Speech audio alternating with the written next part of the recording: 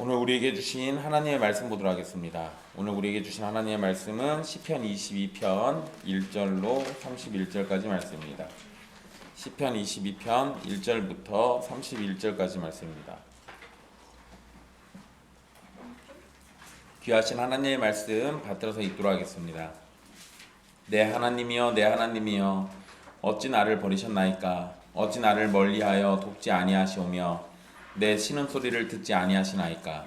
내 하나님이여 내가 낮에도 부르짖고 밤에도 잠잠하지 아니하오나 응답하지 아니하시나이다. 이스라엘의 찬송 중에 계시는 주여 주는 거룩하시니이다. 우리 조상들이 주께 의뢰하고 의뢰하였으므로 그들을 건지셨나이다. 그들이 주께 부르짖어 구원을 얻고 주께 의뢰하여 수치를 당하지 아니하였나이다. 나는 벌레요 사람이 아니라 사람의 비방거리요 백성의 조롱거리니이다. 나를 보는 자는 다 나를 비웃으며 입술을 비죽거리고 머리를 흔들며 말하되 그가 여호와께 의탁하니 구원하실 걸 그를 기뻐하시니 건지실 걸 하나이다. 오직 주께서 나를 모태에서 나오게 하시고 내 어머니의 젖을 먹을 때 의지하게 하셨나이다. 내가 날 때부터 주께 맡긴 바 되었고 모태에서 나올 때부터 주는 나의 하나님이 되셨나이다. 나를 멀리하지 마옵소서. 환난이 가까우나 도울 자 없나이다. 많은 황소가 나를 에워싸며 바산의 힘센 소들이 나를 둘러쌌으며 내게 그 입을 벌림이 찢으며 부르짖는 사자 같으니이다.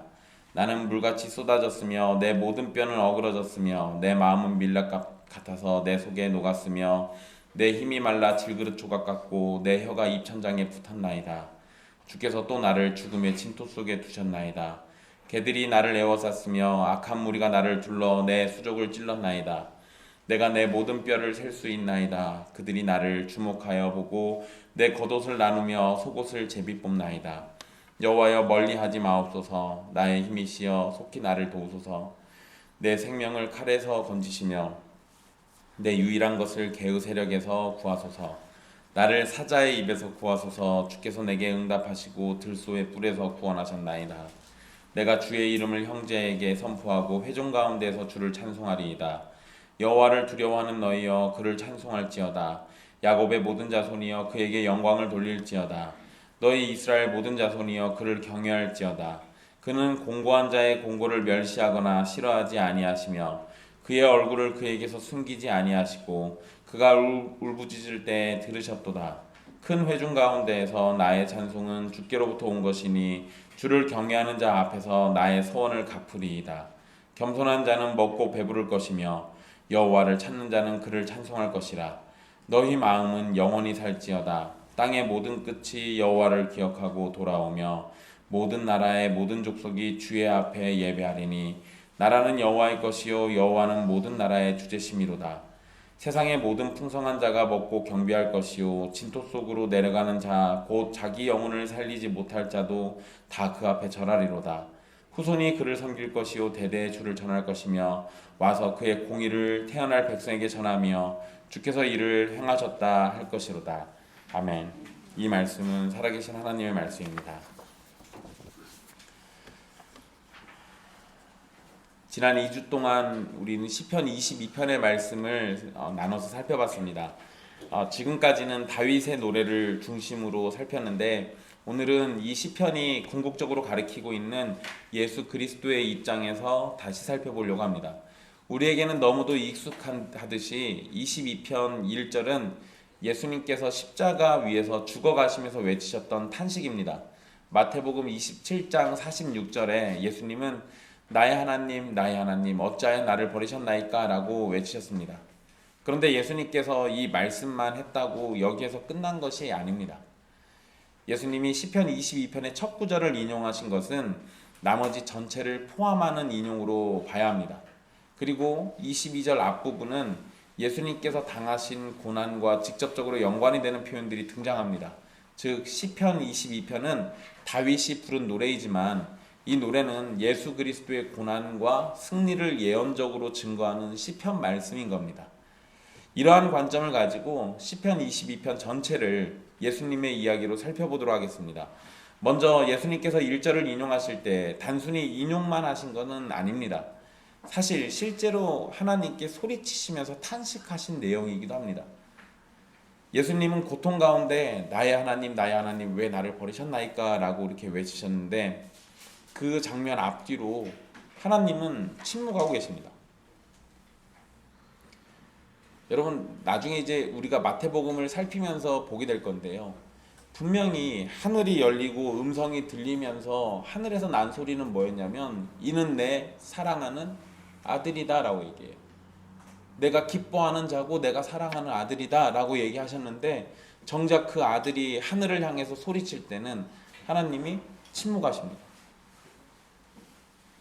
가룟 유다가 예수님을 팔았을 때, 베드로가 예수님을 부인하고 도망갔을 때, 다른 제자들이 다 사라졌을 때 예수님은 그들을 향해서 왜 자신을 배신했냐고 탄식하지 않았어요.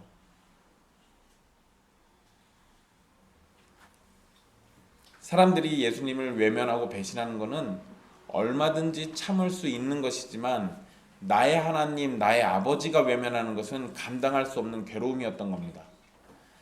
여러분, 친구나 동료에게 상처받는 일들이 우리에게 있잖아요. 그것도 참 힘들죠. 근데 친구나 동료보다 가족에게 상처받는 건 더욱 힘듭니다.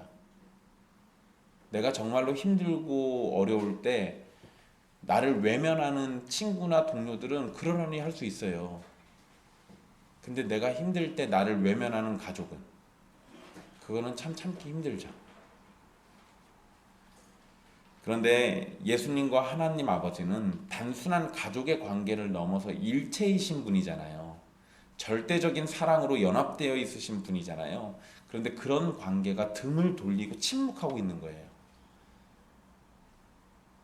그러면 이건 사람이 경험할 수 있는 배신이나 사람에 의해서 겪는 그런 아픔 정도가 아니라, 이거는 우리가 도저히 감당할 수 없는, 측량할 수 없는 정도의 슬픔과 괴로움이 그 현장에서 있었던 거예요. 우리의 이성으로는 도무지 이해되질 않는 일이 십자가상에서 벌어지고 있습니다. 어찌 나를 버리셨나이까 라는 외침이 불순종한 사람에게는 어울리지 않아요.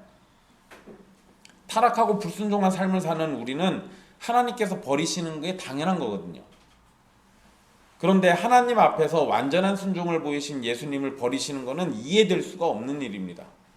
우리는 이 상황을 온전히 이해할 수는 없지만, 성부께서 성자 예수님을 외면하시고 침묵하시는 것은 우리의 죄를 대속하시기 위한 중요한 과정이었음은 분명합니다.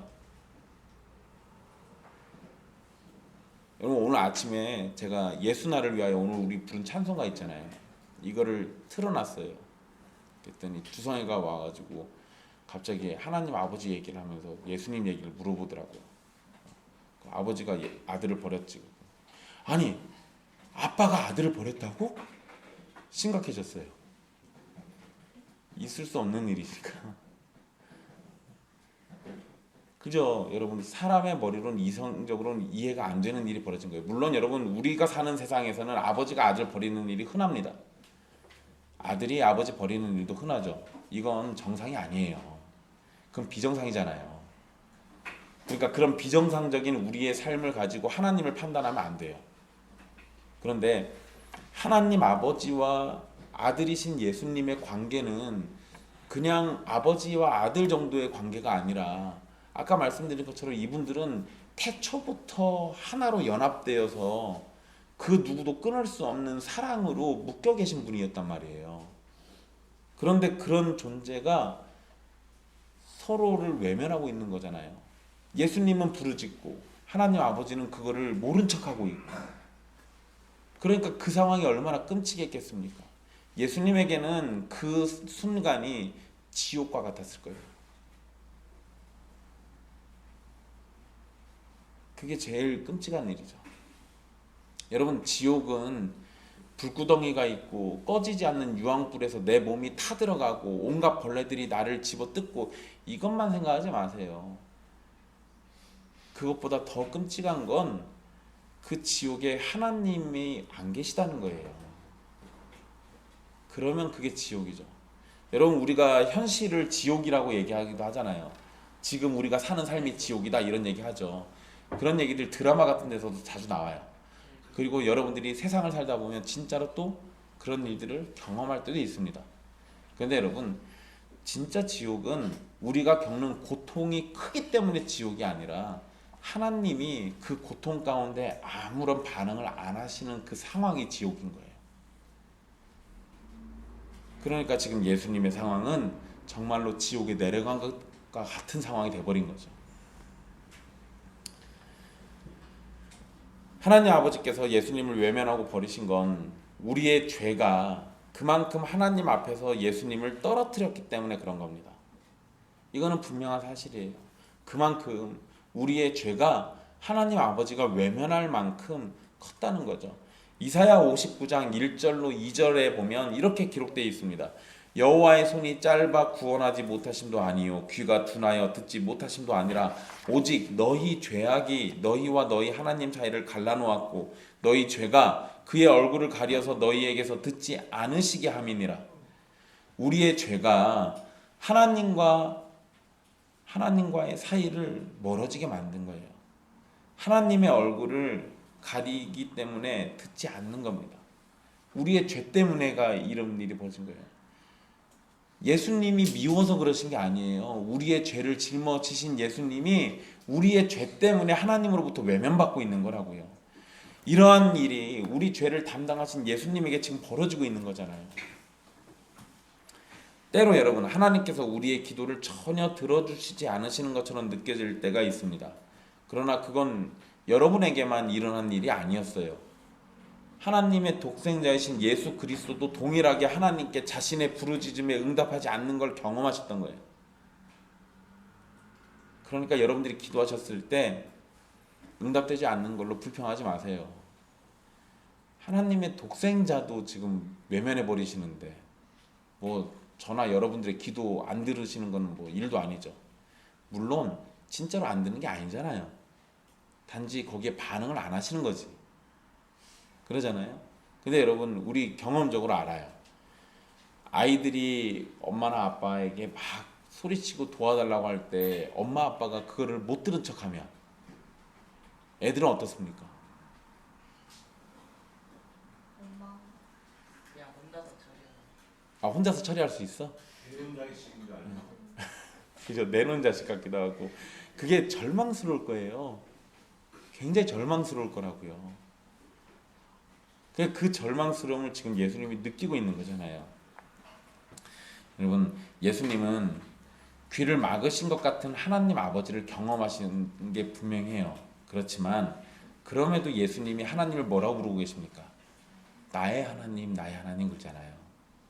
하나님을 끝까지 부여잡고 있는 거예요. 지금 왜 나를 버리셨는지 그거는 잘 모르겠는데 그래도 당신은 나의 하나님입니다. 이 얘기하고 있는 거라고요. 하나님께서 예수님께 응답하지 않고 외면하시면서 침묵하시는 것에는 어떤 합당한 이유가 있는 겁니다. 그래서 예수님께서도 탄식은 하지만 원망이나 불평은 하시지 않으셨던 거예요. 오히려 3절의 말씀처럼 괴로운 중에도 주님은 하나님께 영광을 돌렸습니다.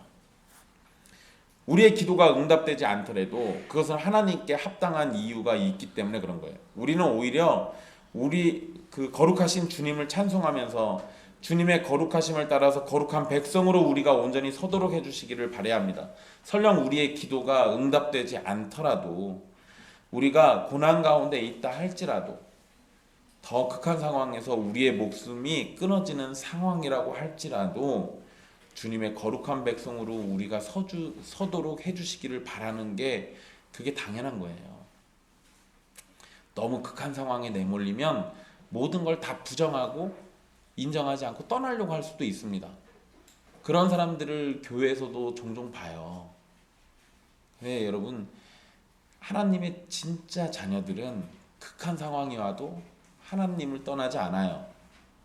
왜냐하면 그곳에만 답이 있기 때문에, 하나님에게만 생명이 있기 때문에, 그러니까 그곳을 떠나서 다른 데로 가지 않습니다. 여러분, 요한복음에 보면은요, 요한복음 6장에 예수님이 자기를 왕으로 삼으려고 하는 사람들이 막 와요. 많은 사람들이 몰려와가지고 예수님을 왕으로 삼으려고 했습니다. 그러니까 예수님이 1장 설교를 하십니다. 근데 그 예수님의 설교가요, 어려워요. 그러니까 설교를 듣던 유대인들이 저 말이 무슨 소리인지 모르겠다 하고 가요. 그러니까 예수님이 제자들한테 물어봅니다. 너희도 떠날 거냐? 그러니까 제자들이 뭐라고 하냐면 생명이 주께 있는데 어디로 갑니까? 라는 얘기예요. 제자들이 제대로 그 순간에는 하여간 맞는 소리 했습니다. 그 이후에 또 이상한 짓 하긴 하지만 주께서 그 순간에는 또 알게 하셨어요. 그럼 그게 맞아요. 생명이 주님께 있는데 어디 갑니까? 설령 그 주님이 나를 모른 척 하셔도 주님 옆에 붙어 있는 게 맞아요. 그게 우리가 사는 길이에요. 여러분이 기도가 응답되지 않는 상황이 온다 하더라도요, 주님을 떠나려고 하지 마십시오. 세상에서 제일 미련한 선택입니다. 예수님은 하나님이 어떤 분이신지 충분히 알고 계셨죠. 왜냐하면 태초부터 같이 계셨던 분이고 일체이니까 누구보다도 더 정확하게 알고 있습니다. 그런데 우리는 하나님에 대해서 가르쳐주지 않으면 알 수가 없습니다. 그래서 성경을 통해서 하나님이 어떤 분이신지 충분히 우리에게 가르쳐주고 있어요. 우리에게 알아야 하는 모든 내용은 성경에 다 있는 겁니다. 그래서 4절에서 5절 말씀처럼 하나님은 자신을 의지하고 자신에게 부르짖는 자들을 건져주시는 분이라고 기록해놨어요. 왜 저렇게 써놨겠습니까? 우리에게 그렇게 하라고 알려주시는 거예요. 하나님은 이런 분이시니까 너희는 계속 그렇게 해야 돼 라는 걸 알려주고 있는 거죠. 예수님은 그런 하나님을 알고 있기 때문에 사람의 대표로서 십자가 위에서 하나님을 전적으로 의지하고 부르짖고 있는 겁니다. 이전에도 그렇게 하신 하나님은 예수님에게 더욱 구원을 베푸실 겁니다. 그러니까 당연히 그걸 의지하고 끝까지 붙잡고 있는 거죠. 성자 하나님은 태초부터 계셨던 존재이시고 온 우주의 창조자이십니다. 그러나 그분은 택하신 백성들을 구원하시기 위해서 사람이 되셨죠. 근데 단지 사람이 되신 정도가 아니었어요.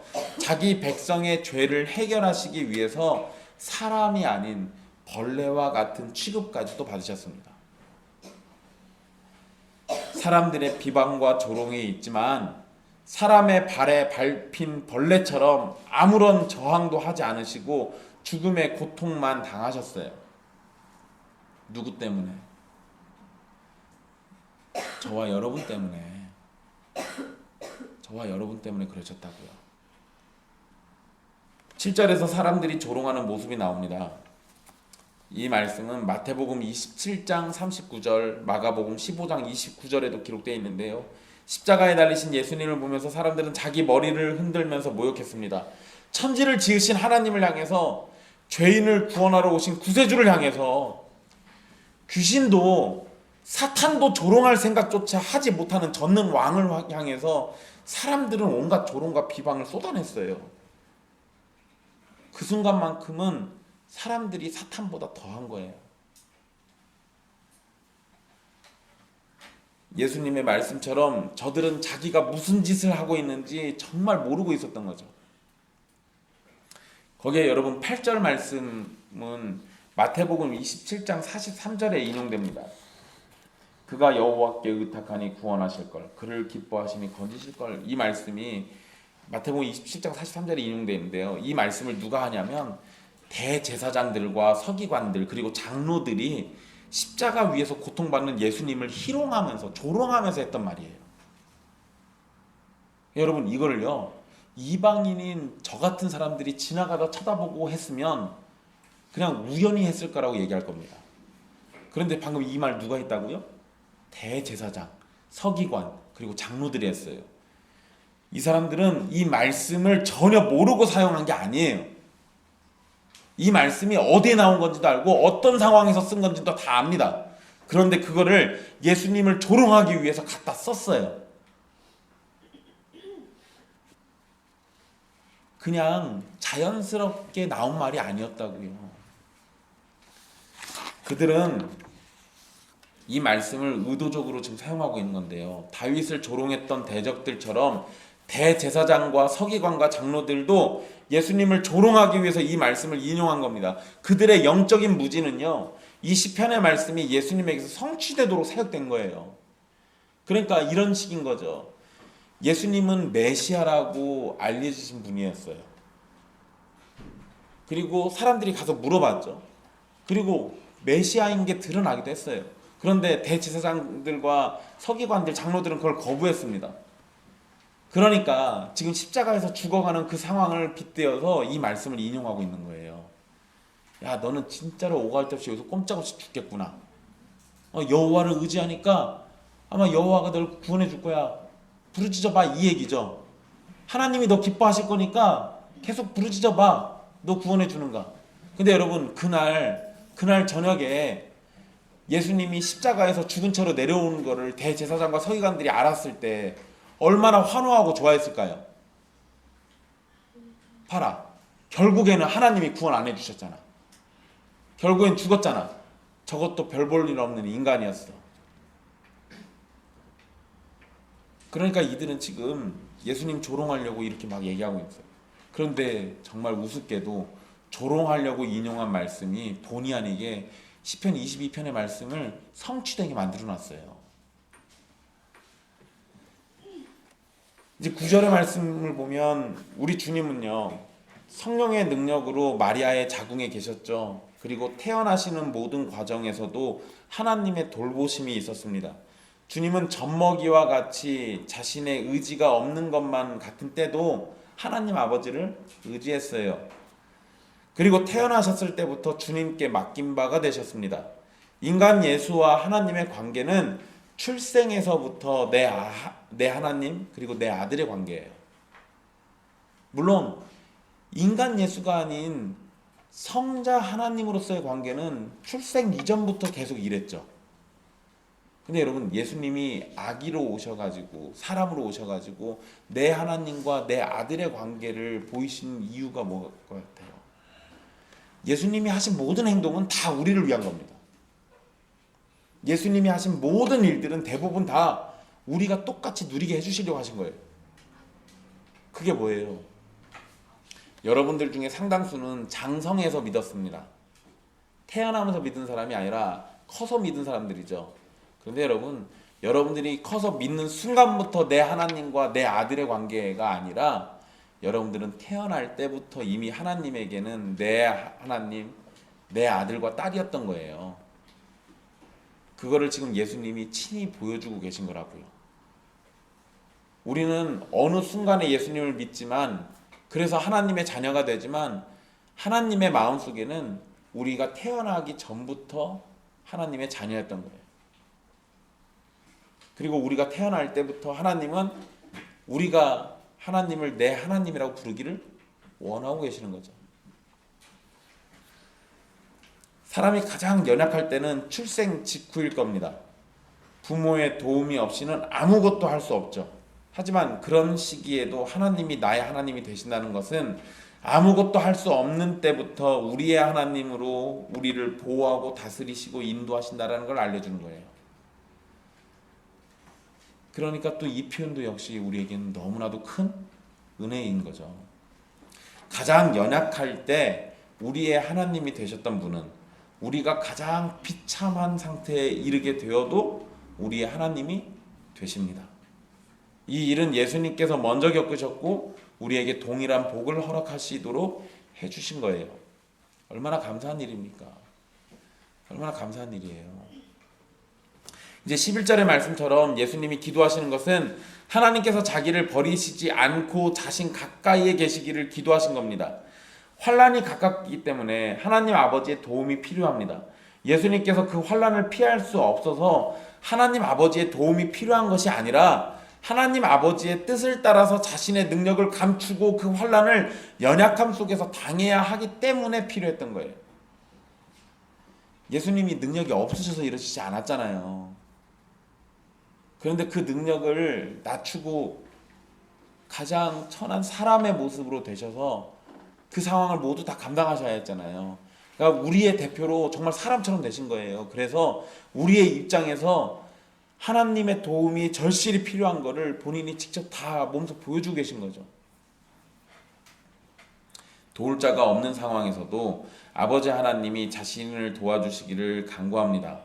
제자들은 모두 주님을 버렸고 사랑하는 사람들은 예수님을 멀리하고 있습니다. 하지만 주님은 그런 상황에서 하나님 아버지가 환난 가운데서도 도울 자가 되시기를 간구하고 있는 거예요. 여러분, 예수님이 자기 사람들을 사랑하실 때 어떻게 사랑하셨다고 되어 있어요? 끝까지 사랑하셨다고 그랬죠. 예수님은 끝까지 사랑했는데 자기 사람들은 그때 뭐 했습니까? 다 도망갔어요. 아이, 조롱까지는 안 했어. 그건 너무하잖아.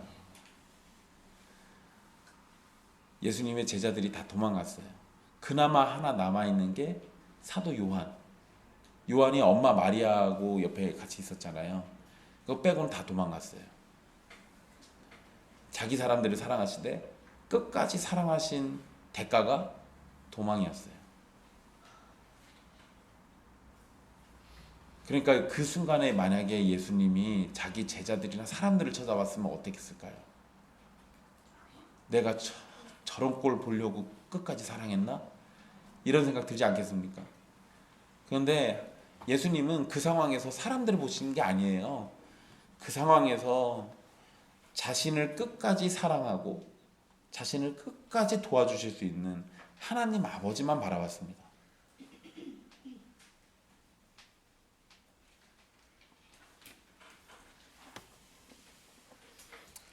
끝까지 하나님 아버지만을 바라보고 의지하고 구하는 것이 바로 사람이 처음부터 가져야 했던 믿음의 자세입니다.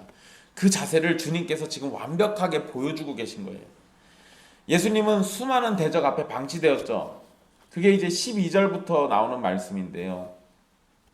벌거벗은 몸으로 황소처럼 사자처럼 공격하려는 잔인한 원수들에게 둘러싸여 있었습니다. 누구도 도울 수 없는 처지에 예수님은 처참하게 짓밟히고 죽어가고 있었어요. 이런 처지이기 때문에 예수님께서는 하나님께 나를 멀리하지 마옵소서라고 기도했던 겁니다. 14절 15절에서 예수님이 십자가 위에서 당하셨던 고통이 기록되어 있습니다. 예수님은 십자가 위에서 우리의 모든 죄를 담당하시기 위해서 육체의 모든 힘을 쏟으셨어요. 얼마나 힘이 빠졌는지 모든 뼈가 어그러져서 여기저기 따로 노는 것만 같은 상태가 되었습니다. 몸은 완전히 무너져 내렸고 마음도 하나님의 진노를 그대로 받으셔야 했기 때문에 완전히 녹아내렸습니다. 하나님의 진노 앞에 예수님의 마음도 녹아내려야만 한다면 하나님의 진노를 견딜 수 있는 사람이 누가 있겠어요? 가장 완벽하신 인간이신 예수님조차도 마음이 다 무너져 내려가지고 완전히 다 아무것도 찾을 수 없는 그런 상황이 되어버렸는데, 그러면 그거를 견딜 수 있는 사람이 누가 있냐고요. 결국 우리는 주님의 고난을 통해서 우리가 얻게 되는 하나님의 은혜가 얼마나 큰지를 발견하게 되는 겁니다.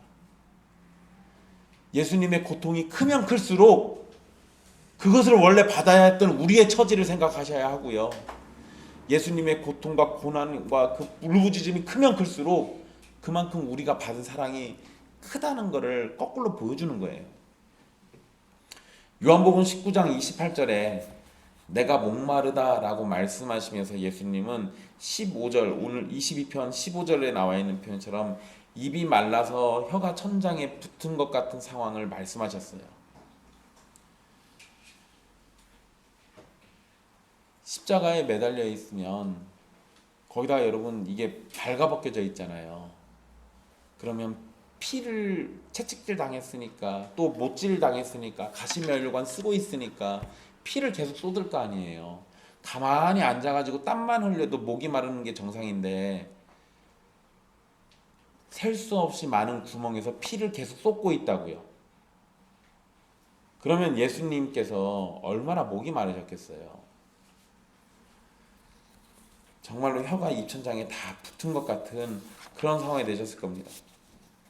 16절에 개들이 애워쌌다는 것은 사냥개들이 사슴이나 토끼와 같이 사냥감을 쫓아서 궁지에 몰아놓고 곧장 물어뜯을 것 같은 상황을 말하는 건데, 사냥개가 피 흘리는 사슴을 당장 물어뜯으려는 것처럼 악한 무리가 예수님을 둘러서 손과 발을 찌르며 죽이려고 합니다. 이런 상황을 이사야 53장 5절에서는 여호와의 종을 찌른다라고 표현했고요. 스가랴 12장 10절에서는 메시아를 찌른다고 표현했습니다. 요한복음 19장 34절과 37절에서는 예수 그리스도를 찌른다라고 표현하면서 이 말씀들이 이렇게 성취된 것을 증거하고 있어요. 이런 상태를 경험한 주님은 우리를 위해서 이미 충분히 쇠약해졌습니다. 채찍질 당하실 때 이미 그때 살이 뜯겨져 나가고 십자가 위에서 피 흘리며 죽어가는 상황에서 예수님의 연약함과 죽어가는 순간을 사람들은 쳐다볼 뿐이었어요. 그 순간에 예수님을 어떻게 도와주려고 하는 사람이 아무도 없잖아요. 우리의 왕이 자신의 백성을 위해서 벌거벗겨져서 모욕당하면서 죽어가고 있는 거였습니다. 이런 상황 속에서 짐승과 같은 로마 병사들은 뭐하고 있었습니까? 예수님이 피 흘리며 죽어가는 그 아래에서 제비 뽑아서 주님의 옷을 나눠 갖고 있었어요. 이 옷을 나눠가는 내용은 마태복음 27장 35절, 마가복음 15장 24절, 누가복음 23장 34절, 요한복음 19장 23절 24절에 기록되어 있습니다. 누가 봐도 절망과 죽음밖에 없는 상황에서 주님은 다시금 하나님 아버지를 향해서 기도합니다. 하나님께서 멀리하지 않으신다면, 자신의 힘이 되시는 하나님께서 도움을 주신다면 절망이 소망이 되고 죽음이 생명이 될 수 있습니다. 그래서 19절의 표현처럼 끝까지 주님, 우리 예수님은 아버지 하나님만을 구하고 있는 거예요. 20절 21절에서 개의 세력과 사자의 입과 들소의 뿔에서 구해달라고 하나님의 아들이신 예수님이 기도하셨습니다. 그렇다면 여러분, 우리는 일상의 삶에서 얼마나 더 기도해야 할까요? 하나님의 아들도 저렇게 원수들의 공격으로부터 나를 지켜주시고 구원해 주세요라고 기도하신다면, 흠 많고 티 많고 죄와 유혹에 항상 걸려 넘어지는 우리는 얼마나 더 많이 기도해야 할까요?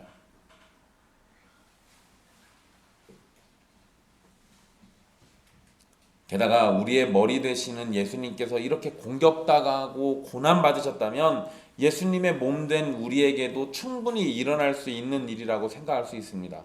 적들은 맹렬히 공격해오는 상황에서 예수님은 오로지 하나님께 구원해 주시기를 기도했습니다. 완전한 사람의 위치에서 철저히 낮아지신 능력으로 하나님만을 의지해서 모든 구원을 완성하신 거예요. 고난 가운데 예수님이 성자 하나님의 힘으로 그 상황을 해결하고 스스로를 구원하셨다면 우리의 죄는 전혀 해결되는 것이 아닙니다. 그렇기 때문에 예수님은 끝까지 완전한 사람으로 고난받으셨고 구원을 이루신 거예요. 자신의 능력은 끝까지 감추신 거예요.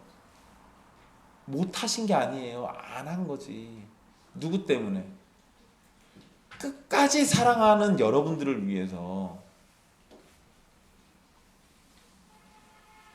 여러분, 근데 사람이 가시에만 찔려도 아프잖아요. 손과 발이 못에 찔려가지고 고통받고 있는데 그 상황을 참을 수 있을까요? 사람은 이거 참기 어려워요. 근데 예수님은, 사람이신 예수님은 참았다고요. 누구 때문에? 자기 백성들, 여러분 때문에 참으신 거예요. 그걸 참고 인내해야만 자기 백성들을 완벽하게 구원하실 수 있으니까 그 순간을 계속 참고 계신 거라고요. 그리고 그 순간에 하나님은 계속 외면하고 계시잖아요. 하나님의 진노는 다 받아야겠고 내 백성들은 끝까지 사랑해야겠고, 이게 예수님이 경험하신 십자가 위에서의 상황이라고요. 예수님께서 이루신 구원으로 괴로움의 탄식이 하나님을 향한 찬송으로 이제 바뀌게 됩니다. 22절에 내가 주의 이름을 형제에게 선포하고 라고 말씀하시는데요. 여러분, 이 말씀을 히브리서 2장 12절에서 인용합니다. 예수님은 우리를 형제라고 부르시면서 하나님의 아들과 딸로 우리의 신분을 높여주셨어요. 이것은 그분께서 십자가의 고난을 온전히 받으시고 우리의 구원을 완성하셨기 때문에 가능한 일입니다. 그래서 히브리서 2장 12절에서 거룩하게 하시는 이와 거룩하게 함을 입은 자들이 다 한 근원에서 난지라 라고 말씀하시는 거예요. 우리를 거룩하게 만드시는 예수님과 예수님으로 인해서 거룩하게 된 우리는 하나님의 한 가족으로 함께 주를 찬송하게 될 겁니다. 마태복음 27장 43절의 말씀처럼 예수님께서 하나님을 의지하실 때 사람들은 하나님을 의지하니 구원하실 걸 이러면서 조롱했습니다. 하지만 예수님은 계속해서 하나님을 의지했고 하나님께서는 그런 예수님의 울부짖는 소리를 들으시고 구원하신 거예요. 십자가 죽음과 고난 속에서 예수님은 마치 하나님 아버지가 자신을 외면하는 것처럼 느끼셨습니다. 그러나 하나님은 예수님을 멸시하고 싫어해서 고난 속에 두신 것이 아니라 하나님의 사랑 때문에 그의 아들이 고난당하게 하셨던 거예요. 하나님의 사랑이 지금 누구를 향해 있었던 겁니까? 여러분들을 향해 있었던 거예요. 그런데 이 세상에서 하나님이 제일 사랑하는 게 누굽니까? 예수님이잖아요. 내 사랑하는 아들이라고까지 하늘을 열어가지고 소리치셨던 하나님의 아버지라고요. 그런데 그 순간은 그 예수님 안에서 택함 받은 자들, 바로 그들을 사랑하셔서 그들을 위해서 가장 사랑하는 아들 예수 그리스도를 외면하셨던 거예요.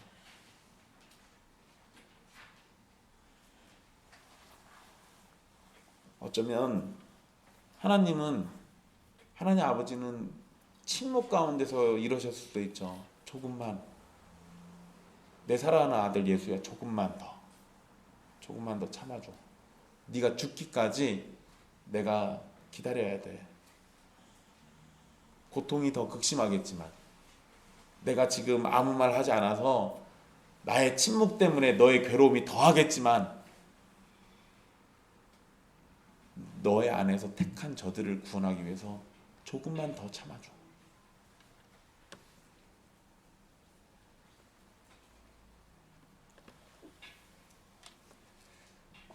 하나님은 독생자 예수 그리스도를 사랑하십니다.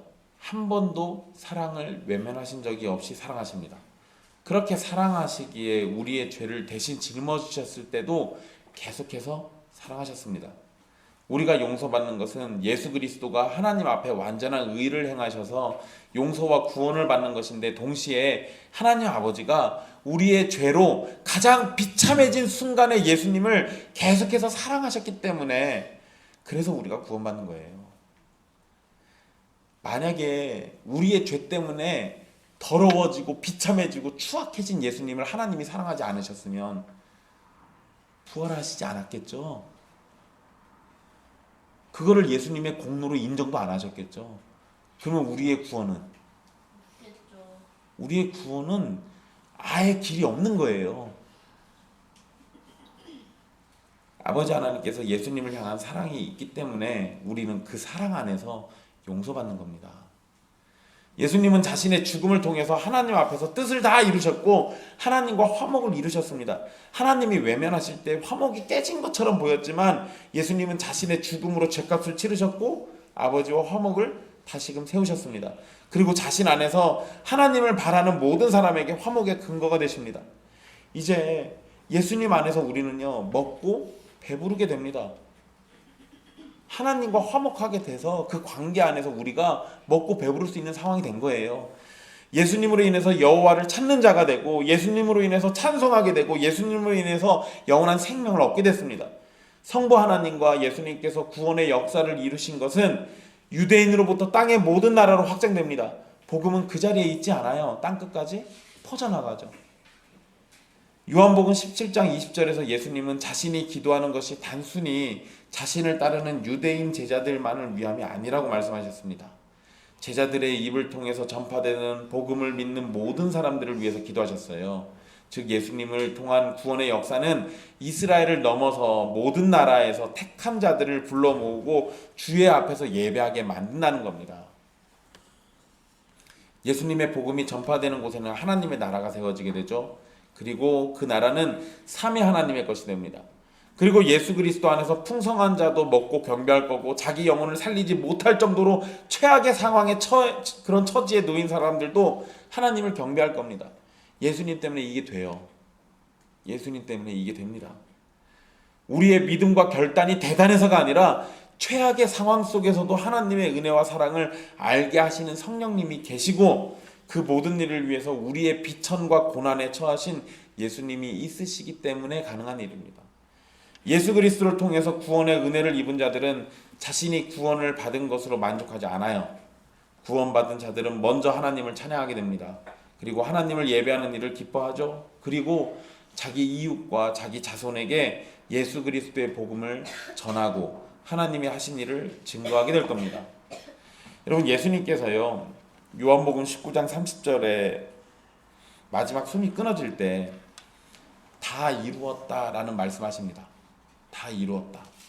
근데 여러분 그 말씀이요 시편 22편 31절 말씀을 인용한 겁니다. 주께서 이를 행하셨다. 여러분 이제 제가 아까 시편 22편 1절만 예수님이 얘기하셨는데 전체를 인용한 거라고 말씀드린 이유가 여기 있어요. 실제로는 예수님이 22편 1절과 31절의 말씀을 인용한 겁니다. 그러면 그 사이에 있는 건 다 얘기한 거예요. 이게 유대인들의 문학적 특징이에요. 예수님께서 이 땅에 사람으로 오셔서 이루신 모든 구원의 역사가 예수 그리스도의 십자가 고난 그 위에서 모든 게 다 이루어진 겁니다. 예수 그리스도가 고난을 받았고 그 일을 하나님 아버지께서 받으시고 만족하셨으며 그리스도 예수 안에 있는 모든 자들을 용서하시고 의롭다고 하십니다. 삼위 하나님께서 시작하신 일을 삼위 하나님께서 완성하신 거예요. 그래서 하나님께서 다 이루신 겁니다. 사람의 개입, 공로 필요 없어요. 삼위 하나님이 시작하셨고 삼위 하나님이 완성하신 겁니다. 나의 하나님, 나의 하나님, 어찌하여 나를 버리셨습니까? 로 시작된 이 시편은요, 주께서 이를 행하셨다로 끝나게 됩니다. 예수님의 외침도 나의 하나님, 나의 하나님, 어찌하여 나를 버리셨나이까? 로 시작해서 다 이루었다로 끝나요. 예수님께서 외치신 고통의 탄식은 하나님이 자신을 버리시고 외면하셨을지도 모르는 상황에서 터져나온 울부짖음이지만 그 끝은 다 이루었다는 구원의 완성으로 마무리가 됩니다. 사랑하는 옛길교회 형제와 자매 여러분, 예수님께서 저와 여러분을 위해서 고통받으셨습니다. 아버지 하나님으로부터 외면받으셔야 하셨고 하나님 아버지는 침묵하시며 괴로움을 참으셔야만 했습니다. 예수님은 원수들의 조롱과 멸시에 둘러싸였고 대적들이 찌르면서 죽여갔습니다. 그런데 그 모든 괴로움을 우리를 위해서 받으셨어요. 우리의 구원을 다 이루신 삼위 하나님을 찬송하십시오. 그리고 예수님을 믿으십시오. 이미 믿는 자는 더욱 굳은 믿음으로 오직 예수 그리스도라는 뜨거운 믿음을 주시기를 바라십시오. 아직 예수님을 믿지 않는 사람은 기회가 지나기 전에 예수 그리스도를 믿으십시오. 그분은 저와 여러분이 받아야 할 고난을 직접 받으셨고 우리의 구원을 완성시키셨습니다. 우리를 배부르게 하고 기쁘게 하실 분은 예수 그리스도 외에는 없습니다. 기도하겠습니다.